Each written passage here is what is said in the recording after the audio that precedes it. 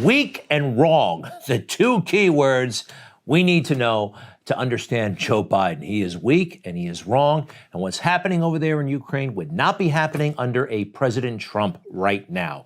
Everybody understands that. Whether here or in their hearts, they know this is a mess that could have been avoided. Anyway, let's take a look at what happened today.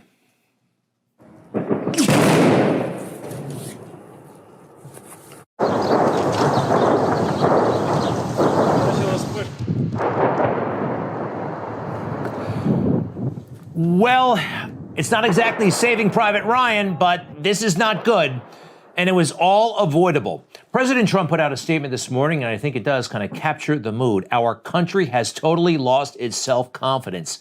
Individually, we haven't. People are confident or they lack confidence. But Joe Biden at the very top, nobody feels confident about this. And I mentioned Republicans and Democrats alike. You know, Robert Gates has worked for Republicans and Democrats. There he is, former director of the CIA, former Secretary of Defense. He was working for Reagan, George H.W. Bush, and Barack Obama. And this guy had Joe Biden's number, big time. Take a look. In his memoir, a famous quote, "I think he, Joe Biden, has been wrong on nearly every major foreign policy and national security issue over the past 4 decades. He's right. You know what I'm about to read to you. Still, I think he's been wrong on nearly every major foreign policy and national security issue over the past 4 decades. Would he be an effective commander-in-chief? I don't know. I think I stand by that statement. We disagreed significantly on Afghanistan and some other issues. I think, as I say elsewhere in the memoir, I think that the vice president had some issues with the military. Joe Biden had issues with the military. Oh, boy. Could you just see Joe yelling at generals? I can actually see that. Can you actually hear him bragging about, well, my son Bo, right? We know that. That's him. Here he is boasting once again about how tough he is. Because Putin knows if I am president of the United States, his days of tyranny and trying to intimidate the United States and those in Eastern Europe are over. I'm going to stand up to him. He's a bully, just like the president. And I know he doesn't want me to be president, but to tell you what, when I'm president, things are going to change. Wow. Talk is cheap, isn't it? Say anything you have to become president, and once you are, just give it away, literally. I'm not so sure he is certain what he's going to do. My guess is he will move in. He has to do something. Wow, whatever happened to standing up to him? It all just goes away. It was meaningless. But something that was happening that we didn't notice, Putin has been studying Joe Biden for a long time, and he's not been impressed. There they are in a video conference link. Take a look at Vladimir sitting at the end of the table. He's smirking. He's not impressed. You think this is a small thing? It actually is a big thing. When they met in Switzerland for that summit, Joe is all smiles, typical politician. And however, his counterpart is all business. Joe is thinking about the cameras. This guy is thinking about the next 50 years. That's what we get out of our politicians. They're cheap. They are thinking only about re-election. Joe's thinking a lot about Hunter and money. So this does not apply, obviously. When I'm president, things are going to change. Yeah, the tank started rolling almost right away. The tank started rolling. Things, in fact, have changed. And something else that has made the world weaker, not only America, but the world, January 6th. The reaction, the overreaction to January 6th, the hyping, the distortion, and what people seem to think is okay, that it's okay that a woman, an unarmed woman, was shot and killed on that day. You know who was watching and taking notes? Our enemies, yes, including Putin.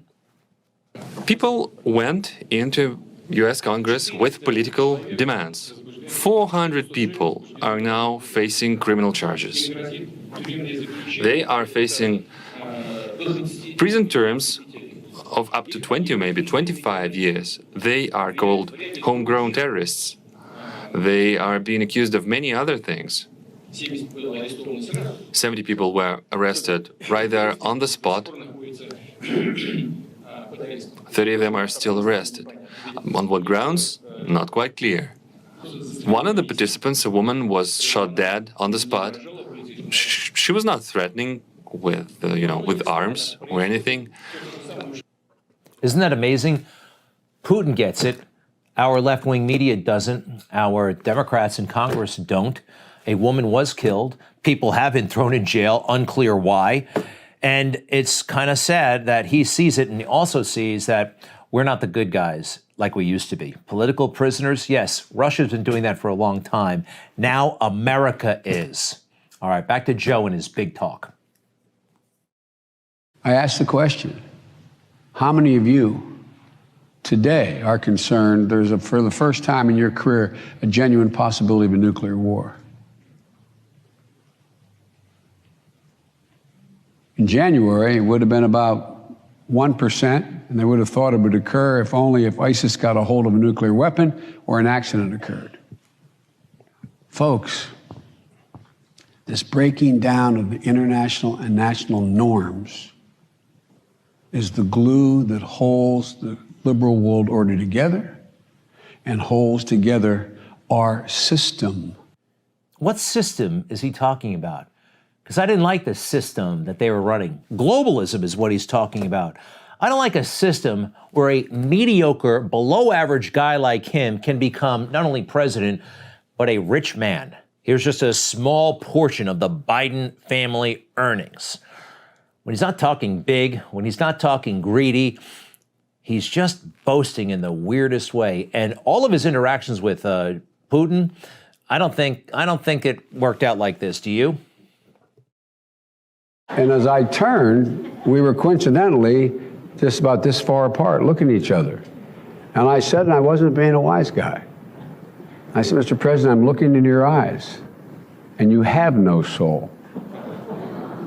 And he looked back at me and he said, we understand one another. I don't think so. I don't think it happened like that, looking into the guy's eyes, saying no soul. Look at these guys together. Look at Joe, by the way. I mean, that is the classic career politician, whether he's with a world leader or an Eagle Scout. That's the pose. That's his mode. You think he's going to mess with Putin, by the way? If we know about the money, I think Putin knows about the money, right? I mean, I don't think he played that game.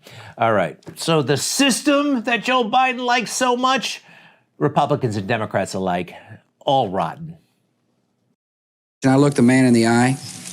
I found it to be very straightforward and trustworthy. We had a very good dialogue. I was able to get a sense of his soul. See, our political system produces amateurs like Bush and Putin, by the way. Presidents come and go, and Putin just watches them come and go. How about that? Same for China. Same for China. There's Xi, and presidents just come and go. Something I think we may want to start thinking about as a country, everybody, lifting the two-term limit for presidents. It's relatively new in the Constitution where that was so ordered. FDR in the 20th century was elected 4 times as president. In fact, the two-term limit was in reaction to that. Look, when you have presidents turning around every 2 years almost, really, to start running again for president, they don't have time for strategic thought. We get mediocre people for these jobs, like, and look at these guys when they show up to the Iowa State Fair, like they actually like corn dogs. Obama, this is ridiculous. Bernie, Romney, he has no interest in any of this stuff. Jeb Bush, look at that. He looks like he's being tortured. Hillary Clinton, I mean, how stupid can you get? Now, in fairness to all of these guys, Donald Trump went to the fair, and yes, he had a corn dog, but let's face it, this is the kind of thing we know he would eat. And he also did not hide who he actually is. He brought his own helicopter and gave kids rides. Boy, oh boy, they could not figure him out. It was beautiful.